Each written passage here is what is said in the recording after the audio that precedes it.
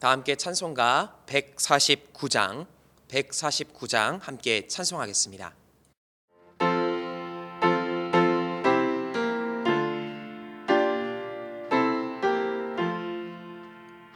주 달려 죽은 십자가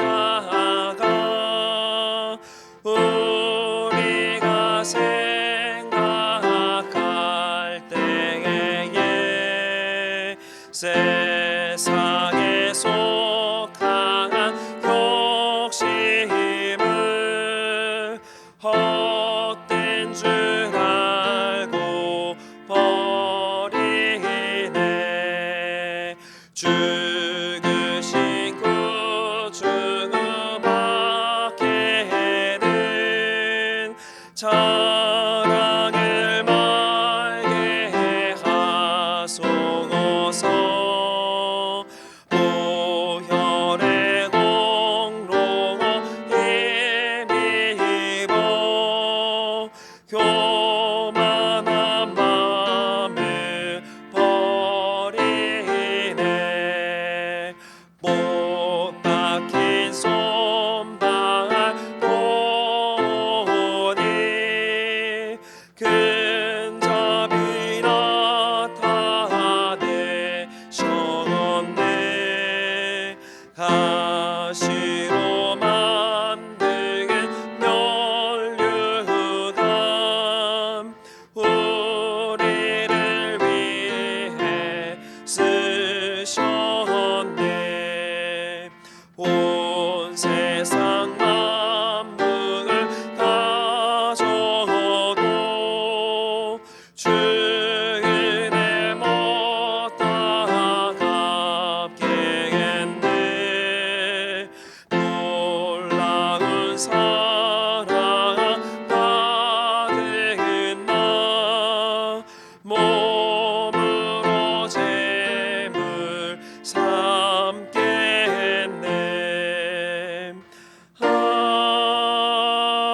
아멘.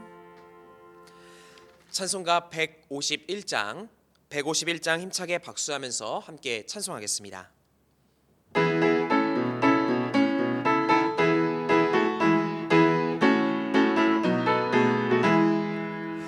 만왕의 왕 내 주께서 빼고 초당했나. 이 벌레 같은 날 위해 그 보혈 흘렸네.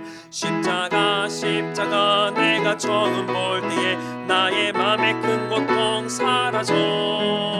오늘 믿고서 내 눈 밝아간대. 참 내 기쁨 영원하도다. 주 십자가 못 박힘은 속죄함 아닌가.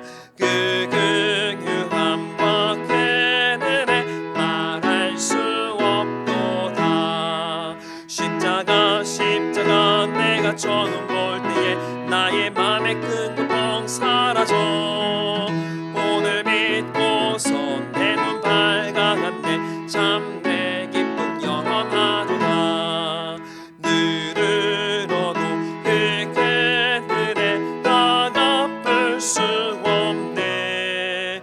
나 주님께 몸 바쳐서 주의 일 힘쓰리. 십자가 내가 처음 볼 때에 나의 맘에 큰 고통 사라져. 오늘 믿고서 내 눈 밝아간대. 참 내 기쁨 영원하도다. 오늘의 성경 말씀은 신약 마가복음 4장 35절에서 41절의 말씀입니다. 마가복음 4장 35절에서 41절의 말씀을 저와 여러분들이 한 절씩 교독하여 읽도록 하겠습니다. 그날 저물 때에 제자들에게 이르시되 우리가 저편으로 건너가자 하시니 그들이 무리를 떠나 예수를 배에 계신 그대로 모시고 가매 다른 배들도 함께 하더니 큰 광풍이 일어나며 물결이 배에 부딪혀 들어와 배에 가득하게 되었더라. 예수께서는 보물에서 베개를 베고 주무시더니 우리가 죽게 된 것을 돌보지 아니하시나이까 하니 예수께서 깨어 바람을 꾸짖으시며 바다더러 이르시되 잠잠하라 고요하라 하시니 바람이 그치고 아주 잔잔하여지더라. 이에 제자들에게 이르시되 어찌하여 이렇게 무서워하느냐 너희가 어찌 믿음이 없느냐 하시니 함께 읽겠습니다. 그들이 심히 두려워하여 서로 말하되 그가 누구이기에 바람과 바다도 순종하는가 하였더라. 아멘. 할렐루야. 하나님의 은혜와 사랑을 경험하는 복된 이 새벽 되시기를 주님의 이름으로 간절히 축원드립니다. 이전에 저는 바닷가에 배를 타고 나가서 낚시를 했던 적이 있습니다. 낚시를 위한 그 목적지가 육지 근처였기 때문에 멀미약도 먹지 않은 채 바닷가에 나갔습니다. 그런데 가까운 바다라도 이 바람이 불기 시작하니 저에게는 폭풍처럼 느껴지게 되었습니다. 낚싯배의 선장님은 조그마한 파도라며 우리를 안심시켰지만 저에게는 결코 작은 파도처럼 느껴지지 않았습니다.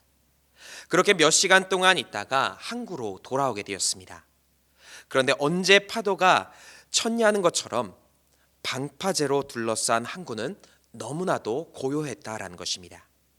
이 일을 통해서 저는 다시 한번 주님의 품에 대해서 생각하게 되었습니다. 작은 파도에도 쉽게 흔들리는 우리는 역시 주님의 품 안에 거해야 하는구나. 주님의 품 안에 있다면 큰 파도가 일어도 평안을 얻을 수 있다라는 것을 깨닫게 되었다라는 겁니다. 오늘 본문은 바다 위에서 풍랑을 만난 예수님과 제자들의 이야기입니다. 예수님과 제자들 모두 한 배에 타 있고 함께 풍랑을 만나게 되었습니다. 하지만 예수님과 제자들은 서로 다른 반응을 보이고 있습니다. 예수님은 풍랑 중에도 잠을 주무셨습니다. 반면 제자들은 혼란에 빠져 있습니다. 같은 공간에 있지만 다른 반응을 보인 것, 바로 믿음의 차이였던 것입니다. 예수님은 하나님을 절대적으로 믿으셨습니다. 결코 이 풍랑이 하나님의 구원 계획을 방해할 수 없다라고 믿으셨다라는 겁니다. 그러니 풍랑은 내가 넘어질 것이 아니라 내가 잠재울 수 있는 것이다라고 믿고 풍랑 앞에서도 당당히 하나님이 주신 그 능력을 선포하실 수 있었다라는 것입니다. 반면 제자들은 주님을 바라보며 믿는 그 믿음보다는 현재의 상태에 더 집중하고 있습니다. 그러니 두려움에 사로잡혔고 원망과 또 공포로 이어지게 되었다라는 것입니다. 그렇게 중요한 것은 믿음입니다.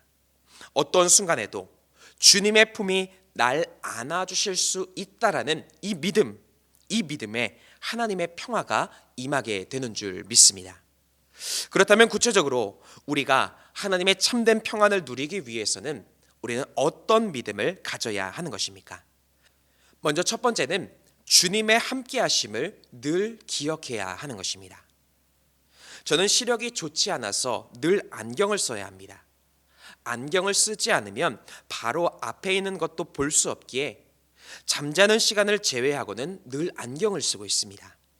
그러다 보니 자연스럽게 실수를 할 때가 있습니다. 아침에 일어나자마자 세수를 할 때 안경을 쓴 채로 세수를 하는 것입니다. 늘 쓰고 있기에 쓰고 있는 것조차 잊어버리는 것입니다. 마찬가지로 우리도 삶에서 늘 잊기 때문에 잊고 살아가는 것이 있습니다.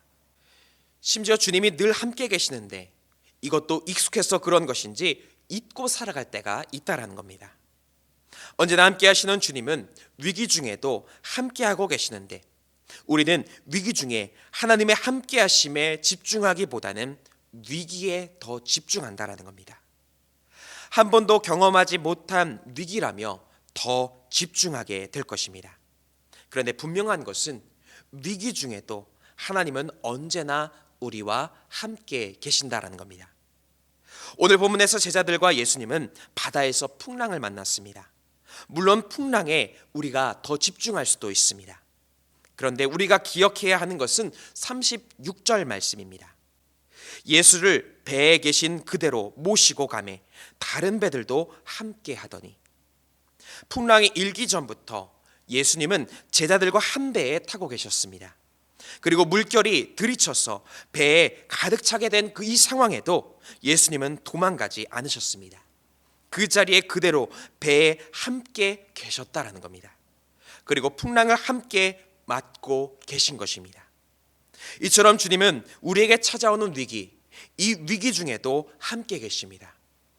내가 아파하는 것을 함께 아파하시고 지금도 우리와 함께 그 자리를 지켜주고 계시다라는 것입니다. 이사야 41장 10절은 이렇게 기록합니다. 두려워하지 말라. 내가 너와 함께함이라. 놀라지 말라. 나는 내 하나님이 됨이라. 내가 너를 굳세게 하리라. 참으로 너를 도와주리라. 참으로 나의 의로운 오른손으로 너를 붙들리라. 이와 같이 언제나 함께 하시는 하나님을 기억하시고 주님이 내려주시는 평안을 경험하시기를 주님의 이름으로 간절히 축원드립니다. 두 번째로 주님의 능력을 끝까지 신뢰해야 하는 것입니다. 주님은 우리의 생각보다 크신 계획과 능력을 가지고 계십니다. 오늘 41절에서 제자들이 그가 누구이기에 바람과 바다도 순종하는가라고 고백했던 것처럼 예수님은 풍랑을 잠재우실 능력을 가지고 계십니다. 이것은 변함없는 사실입니다. 그런데 문제는 우리의 믿음이 변한다라는 겁니다. 주님의 능력은 변함이 없지만 내 믿음이 변하기에 주님의 그 능력을 신뢰하지 못하고 때로는 원망마저 너무나 쉽게 내뱉어 버린다라는 것입니다. 오늘 본문에서 제자들이 그러했습니다. 제자들은 풍랑 중에도 잠을 청하고 있는 예수님을 향해서 이렇게 말합니다. 38절입니다. 제자들이 깨우며 이르되 선생님이여 우리가 죽게 된 것을 돌보지 아니하시나이까. 이전에 예수님이 기적을 일으키실 때는 환호했던 제자들, 그러나 위기 중에 자신을 도와주지 않는다고 스스로 생각을 하면서 원망을 하고 있는 것입니다. 그리고 당장 눈앞에 있는 위기로 인해서 예수님이 행하셨던 기적과 능력을 잊게 되었다라는 것입니다. 분명한 것은 예수님의 능력이 변한 것이 아니었습니다. 왜냐하면 예수님께서는 잠에서 깨어나시자마자 풍랑을 잠재우셨기 때문인 것입니다. 변한 것은 위기 앞에 예수님의 능력을 잊어버린 제자들의 믿음이었다라는 겁니다. 오늘도 주님의 능력은 변함이 없습니다. 그리고 그 능력은 얼마든지 우리 삶에서 증거로 나타날 수 있게 되는 줄 믿습니다. 또한 위기 중에라도 새로운 하나님의 역사는 일어날 수 있습니다. 풍랑을 잠재우신 주님의 능력, 우리의 인생의 풍랑도 잠재우실 수 있습니다. 그렇게 우리는 주님의 변함없는 능력을 기대하는 믿음, 이 믿음을 잘 지켜가야 하는 것입니다. 그럴 때 우리의 삶에는 오늘도 주님의 능력이 임할 수 있고 풍랑을 잠재우는 기적과 같은 삶이 임하게 되는 줄 믿습니다. 마지막으로 주님이 이루실 새로운 역사를 기대해야 하는 것입니다. 주님의 능력이 임하면 이전보다 더 좋은 삶이 임하게 됩니다. 단순히 문제만 해결되는 것을 넘어서서 그 이상의 능력을 경험할 수 있다는 겁니다. 오늘 본문에도 이런 새로운 역사가 기록되어 있습니다. 본문 39절은 이렇게 기록합니다. 예수께서 깨어 바람을 꾸짖으시며 바다더러 이르시되 잠잠하라 고요하라 하시니 바람이 그치고 아주 잔잔하여 지더라. 바람이 그치고 아주 잔잔하여졌다라는 겁니다. 즉 이전에는 아주 잔잔하지는 않았다라는 겁니다. 그러나 주님의 선포가 임하자 이전에는 없었던 고요함, 아주 잔잔해지는 기적이 일어나게 되었다라는 것입니다. 이전에 없던 새로운 역사가 주님으로부터 임하게 된다라는 것입니다. 마찬가지로 위기 중에 주님의 능력이 우리의 삶에 임하게 된다면 우리의 삶에는 새로운 역사가 임하게 되는 것입니다. 내가 예상할 수 있는 결과를 넘어서서 그 이상의 가장 선한 길로 나의 삶을 이끌어 주실 수 있는 것입니다. 이사야 43장 19절은 이렇게 기록합니다. 보라, 내가 새 일을 행하리니 이제 나타낼 것이라. 이러한 새로운 역사가 이제 임하게 될 것입니다. 문제는 우리의 믿음입니다. 위기 앞에서 무서워하고 있는가? 아니면 새로운 역사를 기대하며 형통을 선포할 수 있는가? 물론 쉽지 않겠지만 우리는 믿음으로 주님께서 이루실 역사를 기대해야 합니다. 그리고 그 역사를 통해서 하나님의 능력이 우리의 삶에 이루어지게 되는 줄 믿습니다. 바라기는 위기 중에도 주님은 우리의 삶에 새로운 길을 내실 수 있다라는 이 믿음을 기억하시고 하나님이 이루실 놀라운 역사를 오늘도 체험하시기를 주님의 이름으로 간절히 축원드립니다. 함께 기도하시겠습니다. 사랑과 은혜가 충만하신 하나님, 오늘도 우리의 삶의 자리 가운데 찾아와 주시고 우리와 함께 하심으로 하나님의 능력을 허락하여 주심에 감사드립니다. 주님이 이루실 새로운 역사를 기대하며 오늘 하루도 승리하며 살아갈 수 있도록 인도하여 주시옵소서. 오늘도 주님 앞에 정성 모아 귀한 예물을 드린 손길이 있습니다.